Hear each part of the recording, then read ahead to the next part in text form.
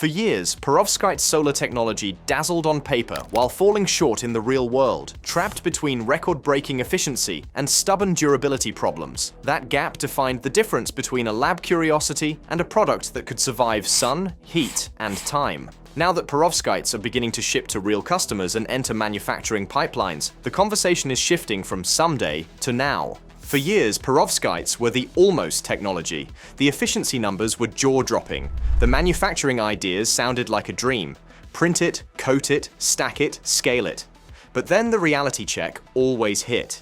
Heat, moisture, oxygen, and time would chew through performance. And that is the difference between a lab record and a real panel that sits outside for years. So when the conversation shifts from, look at this new record, to this shipped to a real customer, that is a different kind of milestone. That is when the timeline suddenly feels real. The vibe shift did not happen overnight. It built up over the past couple of years. There were early commercial announcements, pilot lines, and careful demonstrations. But this past year was when multiple threads started moving simultaneously. A leading company shipped commercial batches of Tandem cells into a real-world deployment. A licensing deal marked the beginning of mass manufacturing pathways, not just boutique projects. Startups in the United States pushed perovskites out of the lab and into specific infrastructure partnerships. And researchers tackled problems that had blocked durability and manufacturability for years, not with one magic fix, but with a stack of practical improvements. To understand why this is such a big deal, it helps to rewind and get clear on what perovskites actually are in the solar context. Perovskite is not one single material. It is a family of crystal structures that can be tuned by swapping ingredients. That tunability is a superpower. It allows engineers to dial in the material's light absorption. It also allows them to build layers that work together. Silicon is great, but silicon has limits. It is a mature technology that has been optimized for decades. It converts sunlight into electricity very efficiently, but it cannot keep climbing forever. There is a ceiling, and it comes from physics, not effort. Perovskites offer a workaround. Instead of relying solely on silicon, a perovskite layer can be added on top. This is called a tandem cell. The idea is simple in spirit. The top layer grabs higher energy light, and the bottom layer grabs what passes through. More of the solar spectrum gets turned into electricity. That is how a tandem design can push beyond the theoretical efficiency limits of silicon alone. And that matters because efficiency is not just a bragging right. Higher efficiency means more power from the same area. It means fewer panels for the same output. It means less racking, less wiring, less land, and often less labor. It means the same rooftop can support more electrification. It means a utility-scale project can shrink its footprint. Efficiency changes everything that wraps around the panel. But there was always a reason perovskites stayed on the someday shelf. Perovskites do not like the real world. Heat can break down the structure. Moisture can sneak in and accelerate degradation. Oxygen can cause chemical changes that slowly degrade performance. And even if the material itself holds up, the interfaces between layers can fail. The adhesives, the transport layers, the encapsulation, the contacts, all of it has to survive. Solar panels are boring when they work.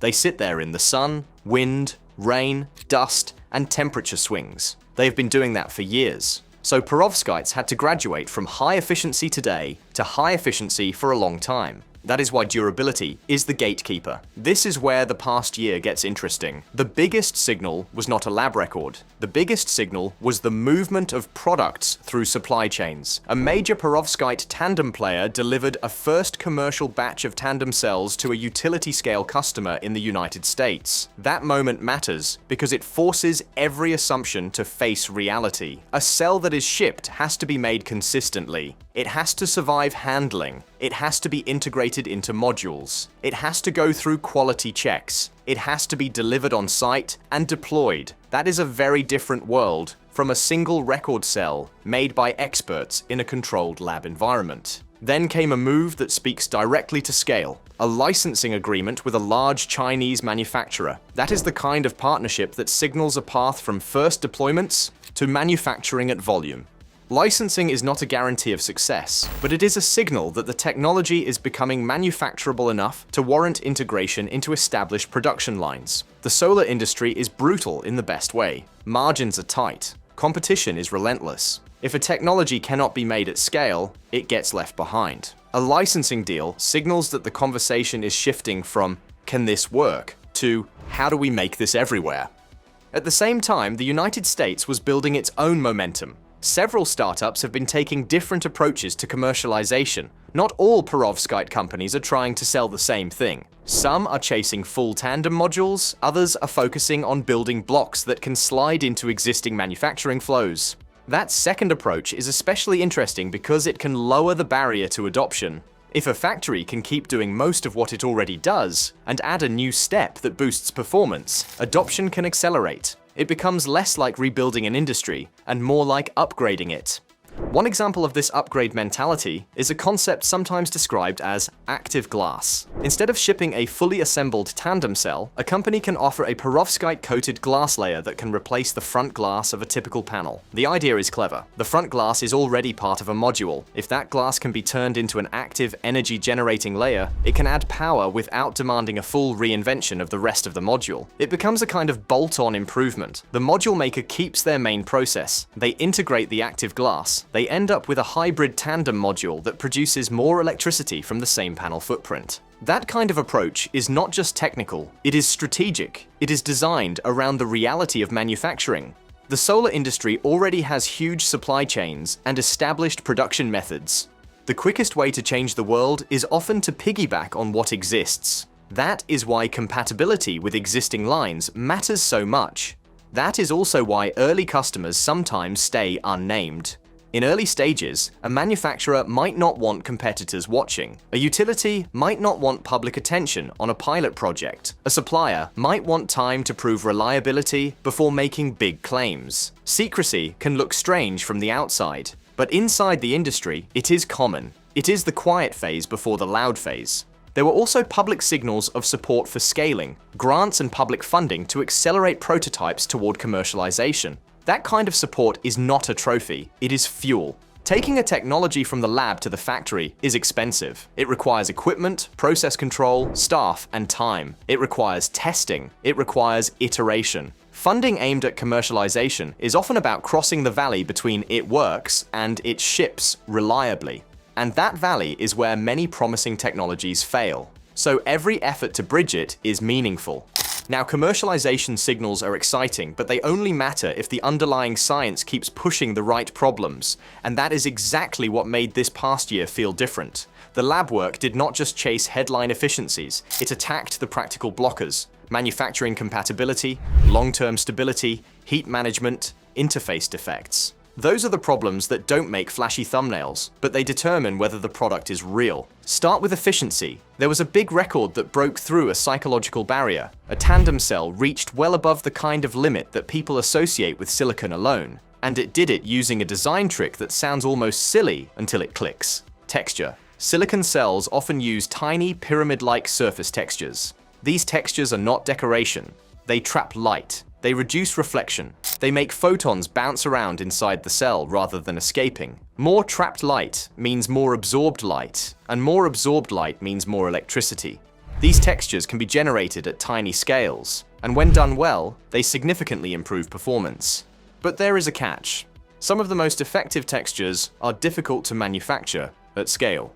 If a texture requires exotic processes, it becomes a bottleneck, and perovskite layers further complicate this. A rough surface can make it difficult to evenly coat the perovskite. Uneven coating can create defects. Defects can become failure points. So the question becomes how to get the optical benefits of texturing without making manufacturing a nightmare. One approach that emerged was a kind of compromise. Use industrially practical silicon texturing that is already compatible with existing manufacturing lines, then modify the surface to allow the perovskite layer to coat it smoothly. Imagine a surface with microscale pyramids. The peaks and valleys help trap light, but the valleys create coating problems. So the trick is to fill those valleys with a material that smooths the surface without losing the light-trapping geometry underneath, like burying icebergs under a smooth layer.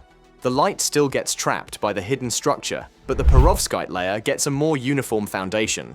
This kind of engineering is powerful because it is not just about a record cell, it is about process compatibility. It says, this could run on real production equipment. It also says, this could maintain quality across large areas. That is the difference between a single impressive device and a manufacturable product. Then comes the durability question. Perovskites degrade because they are sensitive. But what if the solar cell could fight back?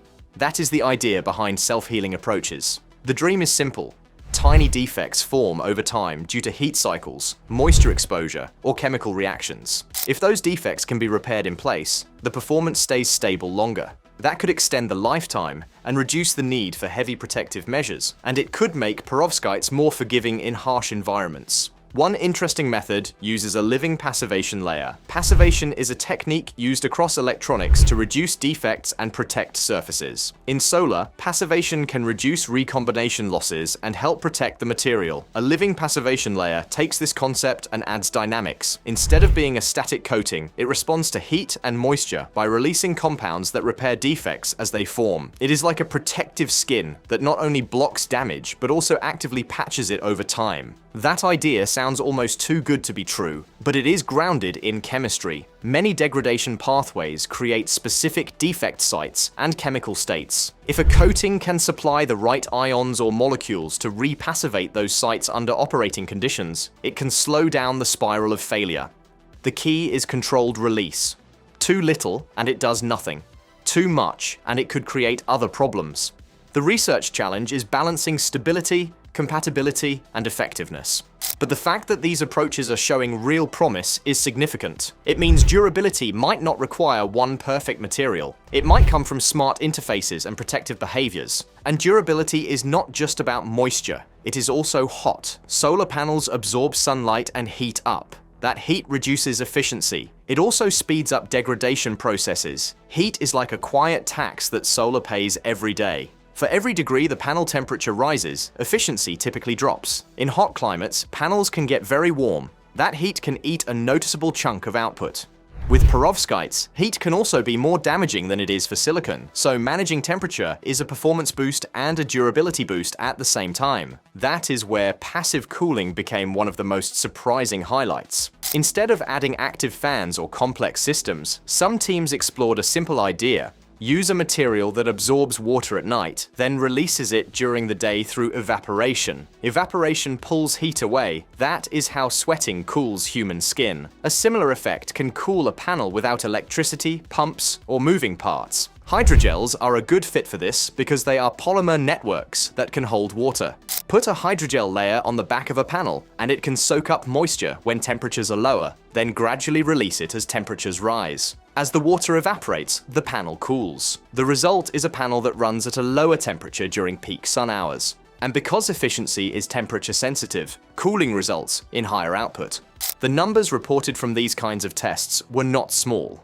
Cooling on the order of tens of degrees in certain conditions, with efficiency gains in the neighborhood of over 10% in those tests. That is a big deal, because it is not a new cell design. It is an add-on. It can potentially retrofit existing installations. It can also be designed to be lightweight, which matters for rooftops and large arrays alike.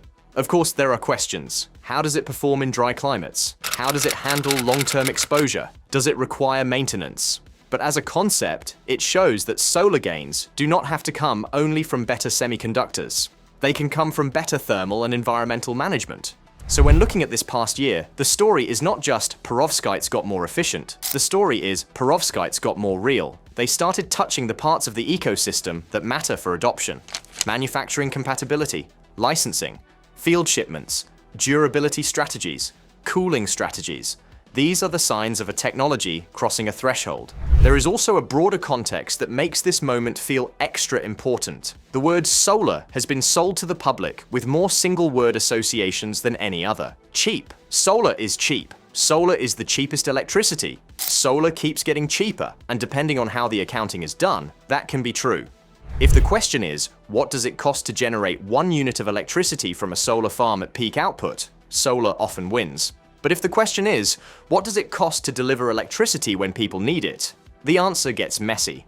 This matters because perovskites are not just a new gadget. They are a potential lever that changes system economics. Higher efficiency can reduce land use, it can reduce hardware, it can reduce installation time, it can reduce the project size for a given output. That can lower costs, even when storage and grid integration are included. But the key is that perovskites will not magically solve the day-night mismatch. They will improve what happens in sunlight. They will not create sunlight at night. So perovskites and storage are linked. If perovskites make solar farms more productive per square meter, storage can become more cost-effective because it has more energy to work with. The combination can shift the whole value proposition. And this is why this past year matters for the next year, because the story is now splitting into two tracks that will merge. One track is perovskites moving from first deployment towards scale. The other track is the energy system grappling with what cheap really means when reliability is included. Those two tracks will collide in a useful way. Better panels reduce the cost and footprint of generating energy. Better storage and smarter control reduce the cost of using that energy when it is needed. Together, they create a grid that looks less like a fragile experiment and more like a practical transition. Before moving on, it is worth taking one last look at why the record efficiencies are still meaningful, even when commercialization is the real headline.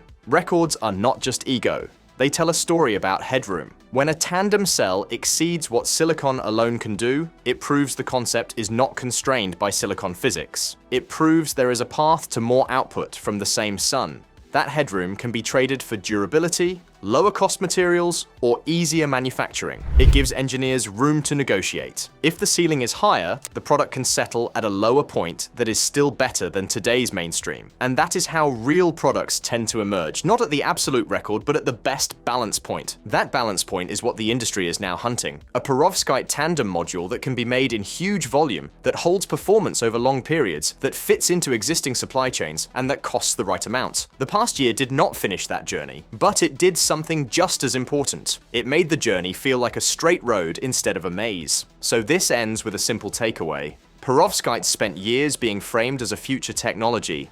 This past year was when they started behaving like a present technology. Early shipments happened. Licensing paths opened. Startups targeted real applications beyond pure utility-scale projects. Researchers attacked practical durability and manufacturing issues, not just record chasing. That is why the excitement feels different now. The past year did not mark the finish line for perovskites, but it clearly marked a turning point. With early commercial deployments, manufacturing partnerships, and practical solutions to durability and heat, perovskites are no longer just chasing records. They are earning their place in the real energy system. The question is no longer whether this technology can work, but how quickly it can scale to change what solar looks like in practice.